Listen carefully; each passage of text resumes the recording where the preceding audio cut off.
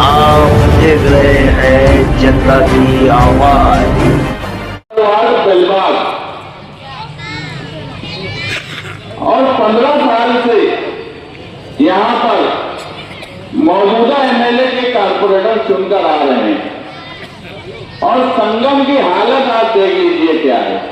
अगर तरक्की यही है तो ये संगम पर तरक्की आपको भी दिख रही है और हमें भी दिख रही है। यहाँ रोड का भी मसला है, यहाँ गटर का भी मसला है, यहाँ पाइपलाइन का भी मसला है। एक मिली जोड़ बेलबाग में हो रही है तो बोलते हैं हम सिर्फ काम ही काम करते। कई बार यहाँ बोला गया कि इस जगह को तज़ीनकारी करेंगे, इसको खूबसूरत बनाएंगे, लेकिन इतनी अहम जगह को जिसके गुम्बद हमारे सामने मस्जिद है, जिसका गुम्बद हमारी शान माना जाता है, मालेगांव की शान माना जाता है, और रमजान महीना हो या मालेगांव शहर की मस्जिद और मीनारों का शहर बताने का जब सवाल आता है तो कई मस्जिदों में हमारे सामने वाली मस्जिद का गुम्बद बताया जाता है। और यहाँ की हालत अगर ये है तो आप समझ लो तरक्की की बात जो बोलते हैं कि हमने बहुत काम किया, उनकी मिसाल तो ये संगम ही है। आज पूरे शहर में मालेगांव सेकुलर फ्रंट का एक माहौल बना हुआ है। हमें फिक्र थी इस्लामपुरे वार्ड की, बेलबाग के वार्ड की और नयापुरा वार्ड की। आसिफ शेख साहब और हम और हमारे पार्लियामेंट्री बोर्ड, हम सब तरफ तो बहुत अच्छे तरीके से काम कर रहे थे, मगर इन 3 वार्ड में हमें बड़ी फिक्र थी कि इन 3 वार्ड में क्या किया जाए और किस तरह किया जाए। मगर कभी कभी फैसले अल्लाह की तरफ से होते हैं कि ये 3 वार्ड में ही मौजूदा एमएलए अपने करतूत की वजह से फंस गए। ऐसे उम्मीदवार लाते गए, ऐसे उम्मीदवार लाते गए जिनको इन 3 वार्ड में किसी भी तरह से अवाम कबूल करने के लिए तैयार नहीं है। इस्लामपुरे का वार्ड दीनदार लोग, मजहबी लोग बोलते थे एक रेडी वाला नहीं चाहिए, ये बोले 2-2 ले लो। वो बेचारे इस्लामपुरे वाले उनके ही लोग आखिरी तक बोलते रहते एक नहीं चाहिए, एक नहीं चाहिए, आखिर में बोले 2 दूंगा। रात में ऐलान हुआ जमीन सेठ जगह वाले का, उसके बाद उनके साथ से एक स्टेपनी घर की दे दिए। उस पर मुझे अभी बोलना भी नहीं है। उनके ही लोगों ने जमीन सेठ के लड़के शहबाज भाई, उनका व्हाट्सएप देखा मैं, मुझे नहीं मालूम क्या पैसे का लेन देन हुआ, मगर आंकड़े के साथ शहबाज भाई व्हाट्सएप पे डाल रहे हैं 35 लाख, 50 लाख, 20 लाख। ये क्या हो रहा है? इस्लामपुरा, बेलबाग, नयापुरा, यहाँ के वोटर्स को बंधुआ मजदूर समझ लिया गया है कि हम किसी को भी लाभ देंगे, ये तो बंधुआ मजदूर है मेरे, इनको वोट देना ही है। उनके ही लोग पैसे की बात कर रहे हैं। ना हमने कहीं बोला, ना आसिफ साहब ने कहीं बोला, ना हमारे पार्लियामेंट्री बोर्ड के किसी आदमी ने बोला। मैं नाम लेके बोल रहा हूं, 2 लोग व्हाट्सएप पर लिख रहे हैं। तो क्या नयापुरा, इस्लामपुरा, बेलबाग, इन सब हिस्से की आवाम बिक चुकी है क्या? ये जिनको भी थोपेंगे आप वोट दे देंगे क्या? कब तक ये चलेगा? कभी ना कभी तो एहसास दिलाने की जरूरत पड़ेगी। मैं मौजूदा एमएलए के मानने वालों से पूछना चाहता हूं कि आप मुखालफत तो करते हो, आप इस्लामपुरे में बोल रहे थे कि एक नहीं चलेगा, एक नहीं चलेगा, मगर 2-2 लाख दिए गए तो अब क्या? अगर इस मर्तबा भी आंख नहीं खुली, इस मर्तबा भी आपने 15 जनवरी को सही फैसला नहीं किया, तो यही बात मानी जाएगी कि वो किसी को भी दे, पैसे का लेन देन हुआ नहीं हुआ उनके लोग बोल रहे हैं, हमें कुछ नहीं मालूम क्या हुआ, क्योंकि हम तो उनके साथ है नहीं कि हमको पता होगा। मगर अगर पैसे का लेन देन उनके लोग बोल रहे हैं हुआ है, पैसा लेकर टिकट दिया जा रहा है, इसका मतलब ये है कि वो पैसा लेकर टिकट दे रहे हैं। आपकी वोट को अपनी जागीर समझ लिए हैं और वोट किसी की जागीर नहीं हो सकता, वोट आपका हक है। इस इलेक्शन में आप अपना हक मुआवजा करिए। हमारे 18 नंबर के उम्मीदवारों का सामने के उम्मीदवारों से मुआवजा करिए। आप भूल जाइए कि वो किस पार्टी से हैं, आप सिर्फ उम्मीदवारों का मुआवजा कर लीजिए। कारपोरेशन का इलेक्शन है, असेंबली और पार्लियामेंट तो नहीं है ना। अनिल गजर के सामने कौन है, आप मुआवजा कर लीजिए। अब्दुल्ला मुबारक की बीवी खड़ी है, शब्बीर शेर की पोती है, उसके सामने कौन खड़ा है, मुआवजा कीजिए। अहमद शाह यूबी के सामने कौन खड़ा है, मुआवजा कीजिए। जायदा अशफाक के सामने कौन खड़ा है, मुआवजा कीजिए और उम्मीदवार का मुआवजा करके फैसला कीजिए। अगर आपको लगता है कि मालेगांव सेकुलर फ्रंट इस्लाम पार्टी और समाजवादी पार्टी से बेहतर उम्मीदवार मौजूदा एमएलए ने दिया है तो आप वोट दे दीजिए, मगर सच्चे दिल से अपनी जमीर की आवाज से उम्मीदवार का मुआवजा करके फैसला कीजिए। कब तक इस शहर में बंधुआ मजदूरों की तरह आप वोट देते रहेंगे, सिर्फ ये बोल के कि पक्का एरिया मेरा है, पक्के एरिया में किसी को भी मैं लाभ दूंगा, आप वोट देते रहेंगे, तो ना आपको बुनियादी सहूलत मिलने वाली है, ना ही जिस तरह से फिरका परस्तों से लड़ने का सवाल है वो लड़ा जा सकता है। मुझे बताइए कि हमने जो उम्मीदवार दिए हैं ये काबिल है, इनको कानूनी समझ है, पढ़े लिखे हैं, ये महासभा में समझ सकते हैं क्या करना है क्या नहीं करना है। ये खिदमत गुजार हैं, ये ठेकेदार नहीं है। इनका माजू उठा के देख लीजिए, इनके सामने के उम्मीदवारों का माजू उठा के देख लीजिए। आपको फैसला करने के लिए कुछ तो सोचना पड़ेगा, माजी देखना पड़ेगा, उनका बैकग्राउंड देखना पड़ेगा, खानदान देखना पड़ेगा। मैं तो बोलता हूं हमारे उम्मीदवारों का भी खानदान देखिए, उनका माजी देखिए, वो क्या कारोबार करते हैं वो भी देखिए।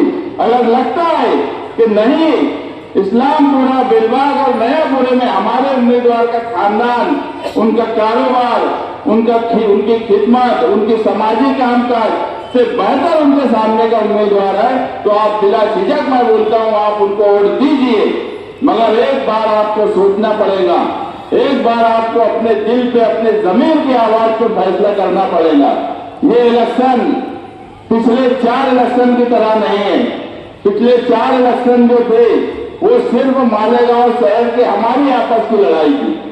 ये इलेक्शन डायरेक्ट फिरका परस्तों से लड़ाई है।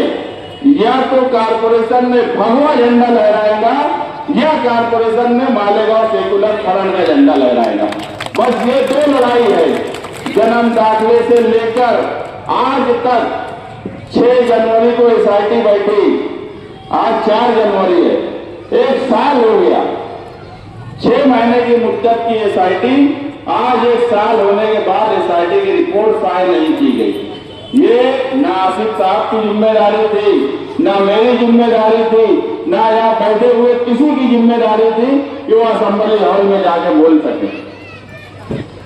असेंबली हॉल में आपने जिसको जिम्मेदारी दी उन्होंने 6 जनवरी 2025 से आज 26 चालू हो गया, 2 सेशन हुए, मगर उन्होंने एक मर्तबा नहीं बोला कि एसआईटी की रिपोर्ट मंजर आम पर लाई जाए। और आप ये सोचिए कि एसआईटी की रिपोर्ट सरकार क्यों नहीं ला रही है। एक भी बांग्लादेशी नहीं मिला, एक भी रोहिंग्या नहीं मिला, एक भी पाकिस्तानी नहीं मिला। हम अव्वल दिन से माइनॉरिटी डिफेंस कमेटी बना के बोल रहे थे कि मालेगांव में सब कुछ हो सकता है। मालेगांव शहर किसी बांग्लादेशी, किसी रोहिंग्या, किसी पाकिस्तानी को कभी पनाह नहीं देगा। ये वो शहर है, इसका मांझी हारून अंसारी, शब्बीर सेठ, निहाल साहब, शेख रशीद साहब से जुड़ा हुआ है, जिन्होंने समाजी खिदमत की, जिनकी आपस की लड़ाई तो रही, मगर इन्होंने मालेगांव शहर के सेकुलरिज्म को हमेशा कायम रखा और यही वजह है कि इसकी जड़ें इतनी मजबूत। मीटिंग के सदस्य, मैं पहले आप सभी से गुजारिश करना चाहूँगा कि वार्ड नंबर 18, वार्ड नंबर 13 और 14 की आवाम से कि जहाँ भी आपको रिक्शा और साइकिल का निशान मिले, आपको आतिशबाजी बंद कर दो। जहाँ भी आपको निशान दिखे वहाँ आपको बटन दबाकर हमारे तीनों पैनल के उम्मीदवारों को कामयाब करें। हमें मालेगांव कॉरपोरेशन 2026 क्यों जरूरी है? हमें मालेगांव कॉरपोरेशन 2026 इसलिए जरूरी है कि आपने देखा होगा पिछले दिनों में इस तरीके से मालेगांव शहर के अंदर ना जाने कौन कौन से तरीके की मुसीबतें आई है। SIT का मामला हो या दीगर और भी मामला हो, इस मामला को हल करने के लिए आसिफ शेख रशीद साहब और जनाब मुस्तकिम ब्रिगेडी साहब की सरपरस्ती में माइनॉरिटी डिफेंस कमेटी का कायम किया गया। उसी माइनॉरिटी डिफेंस कमेटी के लोगों ने मालेगांव शहर के हजारों लोगों को जेल जाने से रोका। आज भी हमारे मालेगांव शहर के ना जाने कितने खातून और नौजवान जेल की सलाखों के पीछे कैद है। इनमें से 2 जो हमारी खातून थी उनकी जमानत हो गई है और एक की जमानत अभी होना बाकी है। तो आप सबसे गुजारिश है कि उनकी जमानत के लिए आप दुआ करिए। और मैं ये समझता हूँ कि मालेगांव शहर के लिए और हमारे और तुम्हारे लिए बहुत ही शर्म की बात है कि हमारे शहर की एक खातून है जो 11 महीने से तकरीबन जेल की सलाखों के पीछे और यहाँ का नुमाइंदा मुंह बंद करके बैठा है। यहाँ सिर्फ एक ही आदमी आवाज, 2 लोग आवाज उठा रहे, मुस्तकिम ब्रिगेडी साहब और आसिफ शेख रशीद साहब उठा रहे हैं। ये जो इलेक्शन होने जा रहा है, ये रोड और गटर से उठकर हमको इलेक्शन लड़ना है। मालेगांव शहर में हर जगह मैं बोलते रहता हूँ, अगर आज रोड बनेगी तो कल टूटेगी तो फिर से बन जाएगी, अगर आज गटर टूटेगी तो कल फिर से बन जाएगी। अगर हमारे बच्चों का मुस्तकबिल एक मरतबा टूटा तो दोबारा बनने वाला नहीं है। ये जो इलेक्शन होने जा रहा है, ये हमारे और तुम्हारे बच्चों के मुस्तकबिल को बनाने के लिए इलेक्शन होने जा रहा है।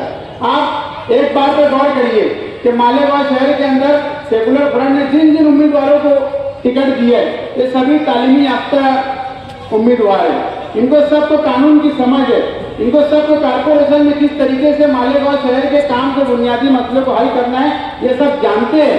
आज आसिफ शेख रशीद साहब और मुस्तकिम ब्रिगेडी साहब जिस तरीके से SIT के मामला में चल रहे हैं, मालेगांव शहर अपनी खुली आंख से देख रहा है कि ये लोगों ने ना दिन देखी ना रात। पिछले 25 जनवरी को इन्होंने पिछले साल एक प्रेस कॉन्फ्रेंस ली थी, सियासी इख्तिलाफात अपनी जगह रखते हुए मालेगांव शहर की आवाम के हक में जो फैसला उनको बेहतर लगा, उन्होंने अपने सियासी इख्तिलाफात को किनारे रखकर मालेगांव शहर की बका के लिए आज दोनों एक हुए।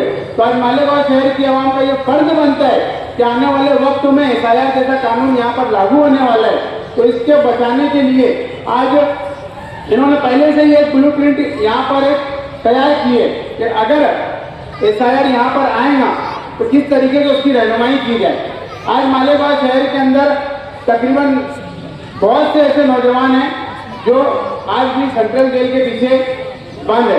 अभी एडवोकेट तौसीफ साहब ने जो बताया आपको, उनकी आने वाले वक्तों में तारीख है, इंशाल्लाह आप दुआ करिए कि वो उनकी जमानत अल्लाह करे हो जाए।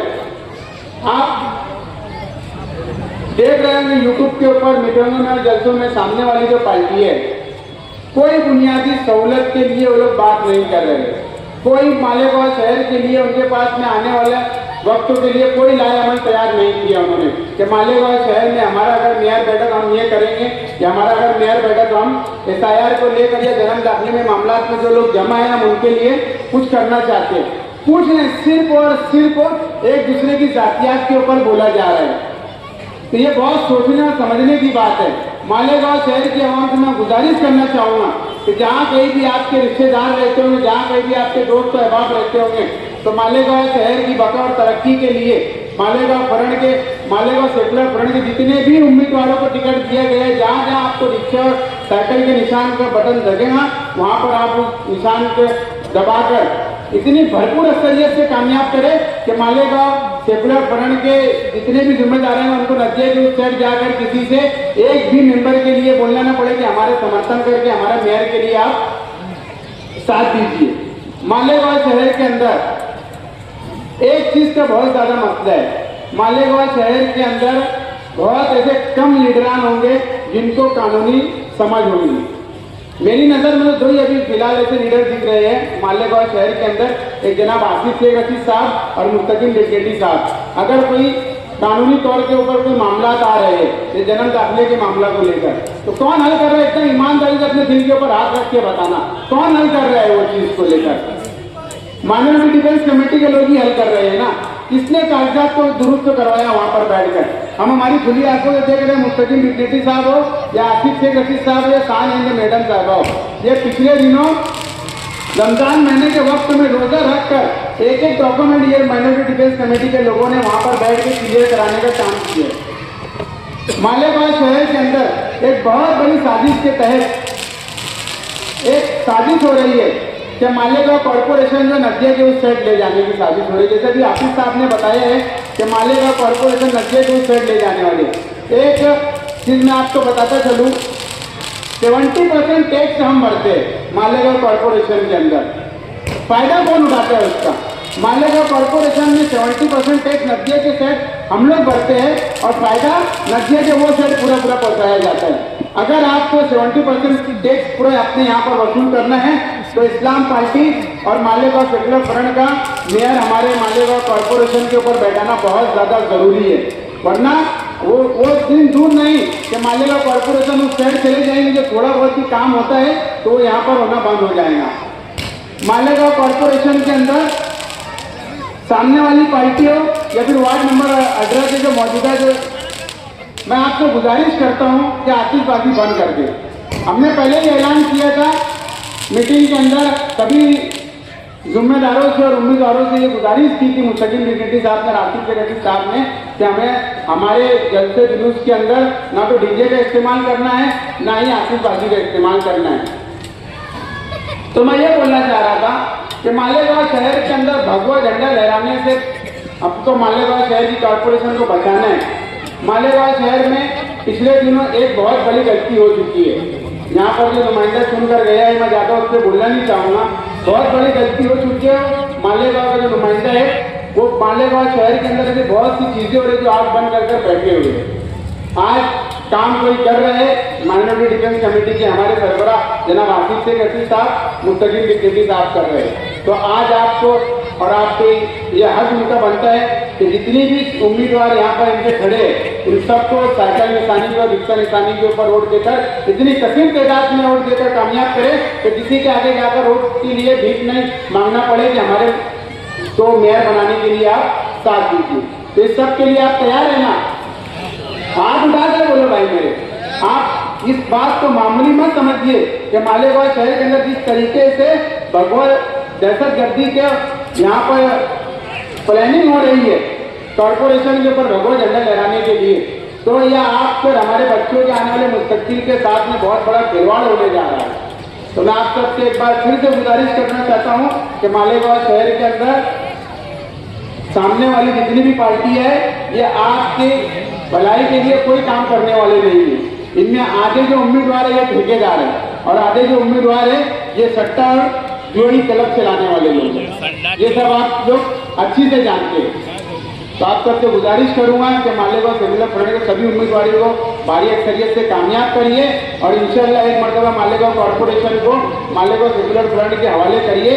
इंशाल्लाह मालेगांव शहर के अंदर जो तरक्की के काम रुके हुए हैं, बुनियादी सहूलत के काम रुके हुए हैं, तकरीबन 7 सालों से प्रशासक राज बैठा हुआ है। तो मालेगांव कॉर्पोरेशन के इंशाल्लाह जब अपना मेयर बैठ जाएगा तो रुके हुए काम को आगे से इंशाल्लाह बढ़ाने की कोशिश होगी। इतना ही मैं बोलकर अपनी बात खत्म करता हूँ। शुक्रिया। अस्सलाम वालेकुम। अला रसूल ही करीम अम्मा बाद।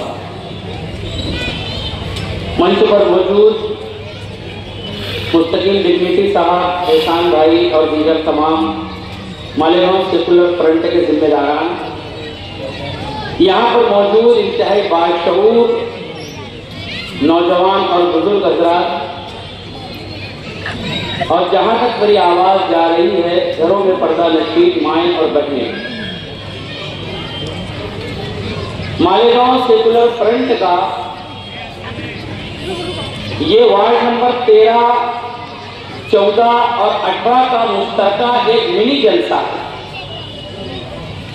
तीनों वार्ड की आवाम इस मीटिंग को सुन रही है और 15 तारीख को होने वाले इलेक्शन के ताल्लुक से फैसला बना रही है। मालेगांव सेकुलर फ्रंट का कयाम क्यों अमल में आया? आसिफ शेख रशीद साहब और मुस्तकीम भाई 1 और 1 11 की तर्ज पर शहर को बचाने के लिए क्यों निकले हैं? इन दोनों को सियासत शहर मालेगांव के दीगर सियासी लोगों से बहुत ज्यादा समझती है। आसिफ साहब और मुस्तकीम भाई को मालेगांव के तमाम सियासतदानों से ज्यादा सियासत समझती है। ये इनके दुश्मन भी इस बात को मानते हैं। ये लोग एड़े हैं कि ये कह रहे हैं कि फिरका परस्तों से हमें मुकाबला करना है। ये लोग अगर कोई बात कह रहे हैं तो उसका मतलब क्या है? ये लोग हवा में बात कर रहे हैं। कहा यह जा रहा है कि फिरका परस्तों से मुकाबले की बात कर रहे हैं तो नदी के उस पार जाकर इलेक्शन लड़ो। हम नदी के उस पार ही वाले लोगों से मुकाबला कर रहे हैं, मगर उनकी जो काली भेड़ें हमारे शहर के अंदर नुमाइंदगी कर रही हैं और इलेक्शन लड़ रही हैं, ये सोच करके चुन के आने के बाद फिरका परस्तों से जाकर उनकी गोद में बैठ जाएंगे और कारपोरेशन को उनके हवाले कर देंगे। इस बात को कबल वक्त आसिफ साहब और मुस्तकीम भाई ने महसूस कर लिया। आप लोग समझिए इस बात को, मुझे जवाब दीजिए। मालेगांव सेकुलर फ्रंट के अलावा जो लोग इलेक्शन लड़ रहे हैं, 18 सीट से ज्यादा उनकी आती नहीं, 16 सीट से 14 सीट से ज्यादा आने वाली नहीं है। कैसे क्या होगा? मेयर बनाएंगे वहां जाकर।